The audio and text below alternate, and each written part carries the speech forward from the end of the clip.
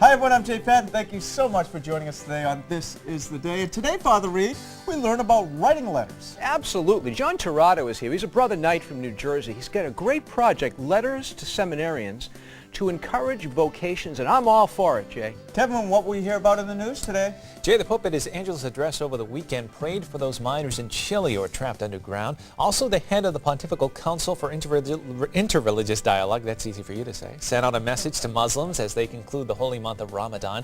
And a tragic car accident in California has claimed the life of a beloved sister, injured a priest, and a U.S. ambassador. We'll have the details on that. All those stories ahead in the news. Jay? All that and much more right now on This Is the Day.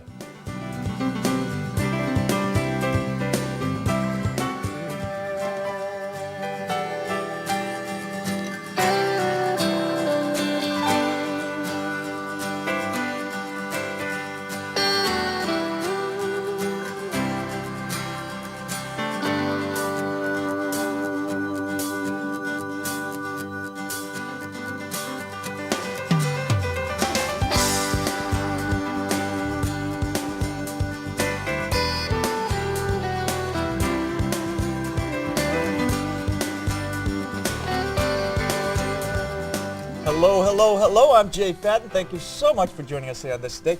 Joined by my great and wonderful friends, Kevin Belson and Father Reed. How Laying you it doing? on thick.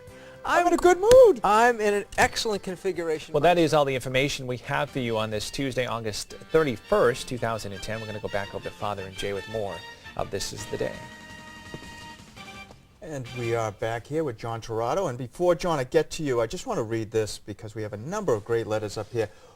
This is from Alexis. She's a CCD student, and she wrote this letter. I hope your studies are coming along well. All your hard work will eventually pay off as you fulfill your goal as a priest. What are you looking forward to most as a priest? What do you think the greatest challenge of priesthood will be? Our church and schools priest is leaving on February 21st to go to a missionary. We are going to have a going away mass for him on Wednesday. We're having a mass for Ash Wednesday. So it's clear to me, you know, just reading these, and I read a lot of the letters, John, that these kids are doing a great thing. Tell us about the project you're working on.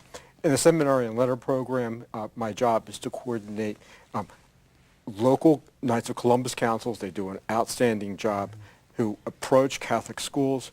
They speak to the principals, and they speak to the teachers, and they ask the students to write letters of support and encouragement and offers of prayer to Catholic seminarians. Letters have been sent to Pontifical North American College in Rome, to Blessed John Seminary in Weston, Catholic University, Seton Hall, really all over the world. And we started sending letters to a Dominican convent in Michigan. This is so, as I was saying earlier, John, so typical of the Knights of Columbus to do something like this to encourage vocations. Was this your own idea? Was it something that you came up with, the members of the council? Where did this all originate? It started over 10 years ago, and the genesis of the project began really with the shortage of priests. I mean, with the average age of our priests being 59, with the population of priests being one half of it was in the 1960s. I mean, something has to be done, to just plant that seed to really encourage vocations. What has been the response of the letters? How about the priests who receive them?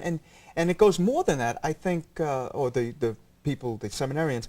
And what about the kids who write them? What's been this whole response? Okay. The response overall, and we've been doing this program for 10 years. Okay, oh, wow. Has been overall very good. I mean, I've gotten thank you letters from Rome. I had the honor and privilege of going to a 6th grade class and addressing the kids and saying, look what your good works have done. I've gotten thank you letters from deans at Seton Hall. It does a lot of good for not that much effort and expense. Many of these letters have been written by young children, boys and girls, presumably in class, either in religious education class or parochial school class. What kind of an impact really can it have on children so young? Well, they feel that they're encouraging our future priests. They know the value of the priests in our church, even at a very young age. You could see from some of the quotes here, and in the past year, just in the past year alone, 1,200 letters and cards were sent out. Over the past decade, thousands of letters and cards were forwarded. A lot of good has been done. In today's world, let's face it, the past 10 years have not been easy for priests. Have you found that this has been a boost, not only to the seminarians, but to priests in general, knowing that these young students, and they're young students, are out there and recognize, as you said, the value of what they're doing and how important they are, the priests and seminarians are, to their lives and their faith lives? Right. There's a number of priests that know about the program, and even though it's designed for seminarians, they get a lot of the benefit of this as well by seeing some of the inspiring words. Like when an 8th grader says something like, "The world needs you to become a priest. Never let God leave your life, or my encouragement leave your heart." I mean, those words, have a sense of the profound about them. Really from the mouths of babes. Yeah. Words are powerful.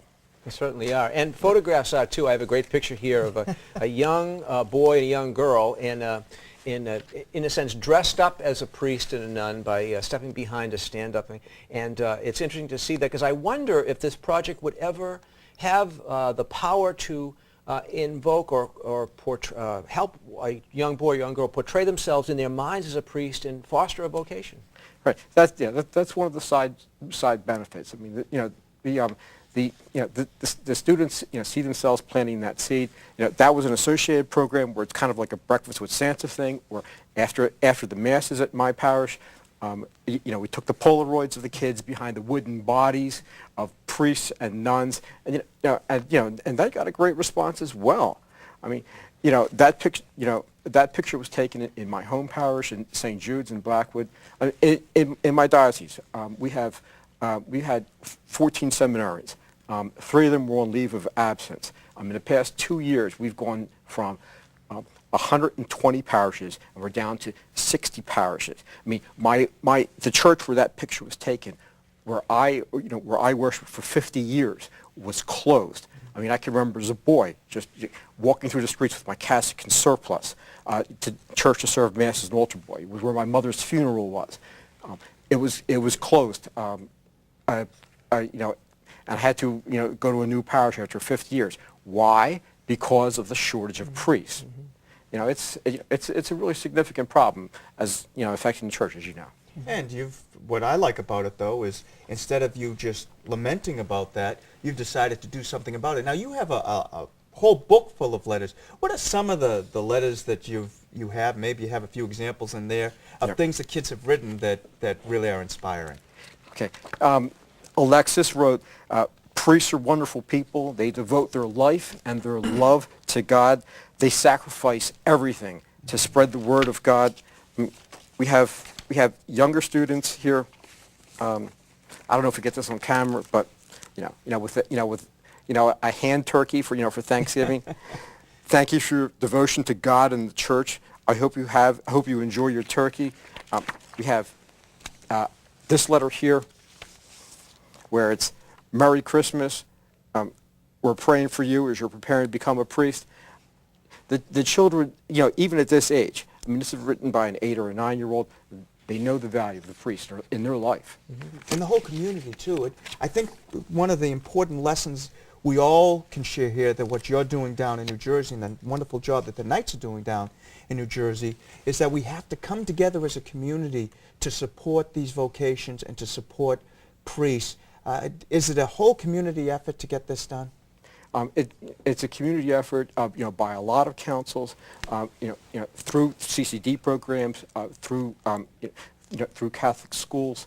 The shortage of vocations, including the shortage of nuns, is causing our Catholic schools to have to hire lay teachers. I mean, the tuition at the grade school where I attended, okay, is now over $5,000 a year.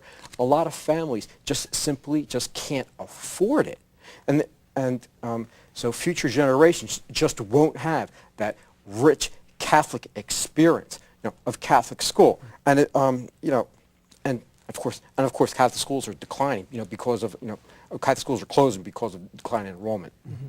What could people do to learn more about this, John? Okay, to learn more about this, they could contact me. They could, but what I most suggest, is that they offer prayer for vocations, and they can conduct a seminarian letter program in their own community. It's really not that much effort, and it's not that much expense. I think it does a lot of good.